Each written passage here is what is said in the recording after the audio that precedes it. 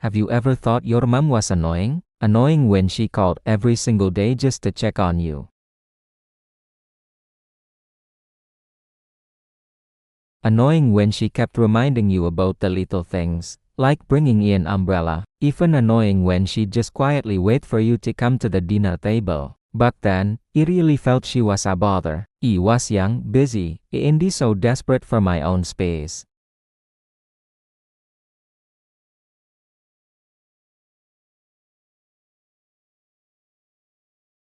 I never realized she was just trying to do something for me, in her own clumsy, motherly way. Until one day, I came home to an empty house when I called dinner table. No more calls, no more reminders, and no more one waiting for me. That's when it hit me. Her silence wasn't about giving me freedom, it was because she was tired. Don't wait until you're longing to hear that nagging voice again, only to realize there's no more one left to answer the phone. Have you ever thought your mom was annoying? Annoying when she'd call you every single day, just to ask if you'd eaten yet, even though she knew you were a grown adult perfectly capable of feeding yourself. Annoying when she would constantly remind you to wear another layer of clothing, convinced you would catch a cold the moment you stepped outside, regardless of the actual weather. It felt so suffocating, like she didn't trust you to manage your own life. And maybe most annoying of all was how she'd quietly wait sometimes for hours, just for you to come home so you could eat the dinner she had painstakingly prepared, a meal that often grew cold on the table as your own plans took precedence.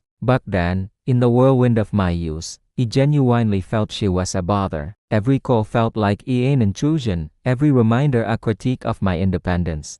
I was young, fiercely ambitious, and consumed by the pursuit of my own life, my own dreams, my own space. I craved autonomy and saw her constant presence as an obstacle to the freedom so desperately wanted. Her actions, which I perceived as nagging and overbearing, were simply her clumsy, motherly way of showing love. I didn't realize that her world still revolved around me, and doing these small things for me was her way of feeling connected, of feeling needed, of expressing a love so profound it couldn't be contained. She just wanted to do something, anything, for me, to ease my burdens in the only way she knew how. This continued for years. I would sigh with exasperation when her name flashed on my phone screen during a meeting. I would roll my eyes when she'd fuss over a barely noticeable crease in my shirt. I took her unwavering attention for granted, assuming it was an infinite resource, a permanent fixture in the landscape of my life. I was so busy building my future that I failed to appreciate the person who had given me the foundation to build it upon. Her laugh was a constant, steady hum in the background of my life, and like all constant things, I eventually stopped noticing it was her at all. I thought her concern was a chain, when all along, it was an anchor.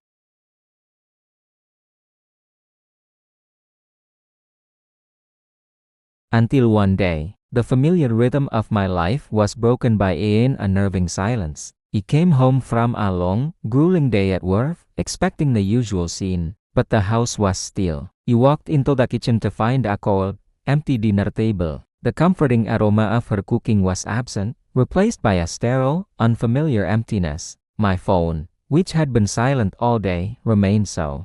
There were no more missed calls from her, no more text messages with gentle reminders about this or that.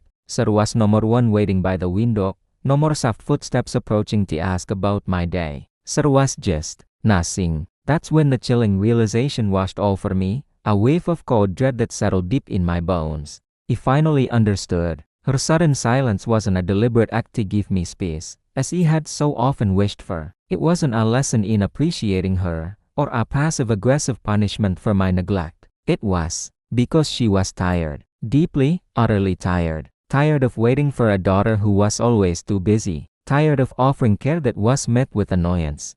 Tired of pouring her love into a vessel that seemed to have no more bottom. Her body was weary, but it was her heart that had grown exhausted from the effort of loving someone who didn't seem to want to be loved in that way. Don't wait until the silence becomes deafening. Don't wait until you find yourself desperately longing to hear that familiar, nagging voice fussing over you one more time. Don't wait until you would give anything for just one more of those annoying phone calls, one more unnecessary reminder, one more moment of her waiting for you. Because you might wait and wait, only to realize there's no more one left to speak.